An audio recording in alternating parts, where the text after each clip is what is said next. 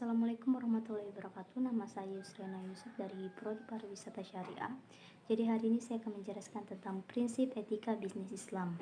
Yang pertama yaitu kesatuan atau unity. Jadi kesatuan adalah sebagaimana terefleksikan dalam konsep tauhid yang memadukan keseluruhan aspek-aspek kehidupan muslim, baik dalam bidang ekonomi, politik, sosial yang menjadikannya keseluruhan dan homogen, serta mementingkan konsep konsistensi dan keteraturan yang menyeluruh. Dalam konsep ini, maka Islam menawarkan keterpaduan agama, ekonomi, dan sosial demi membentuk kesatuan.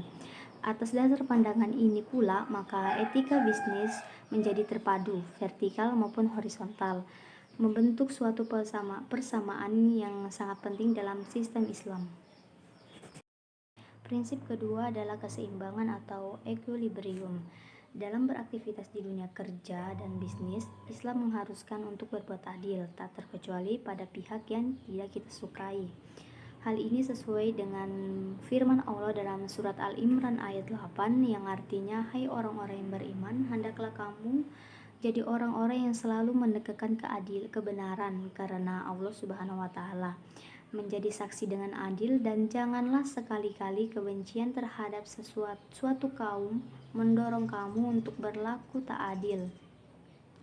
Berlaku adillah karena adil lebih dekat dengan takwa." Prinsip keempat adalah kehendak bebas atau free will. Kebebasan merupakan bagian penting dalam nilai etika bisnis Islam, tetapi kebebasan itu tidak merugikan kepentingan kolektif. Kepentingan individu dibuka lebar, tidak adanya batasan pendapat bagi seseorang mendorong manusia untuk aktif berkarya dan bekerja dengan segala potensi yang dimilikinya. Kecenderungan manusia untuk terus-menerus memenuhi kebutuhan pribadinya yang tak terbatas dikendalikan dengan adanya kewajiban setiap individu terhadap masyarakatnya melalui zakat, infak, dan sedekah. Prinsip selanjutnya yang keempat adalah tanggung jawab atau responsibility. Jadi kebebasan tanpa batas adalah suatu hal yang mustahil dilakukan oleh manusia karena tidak menuntut adanya pertanggungjawaban dan akuntabilitas untuk memenuhi tuntunan keadilan dan kesatuan. Manusia perlu mempertanggungjawabkan tindakannya secara logis. Prinsip ini berhubungan erat dengan kehendak bebas. Ia menetapkan batasan mengenai apa yang bebas dilakukan oleh manusia dengan pertanggungjawaban atas semua yang dilakukannya. Selanjutnya yang terakhir adalah prinsip kebenaran yang mengandung kebijakan dan kejujuran. Jadi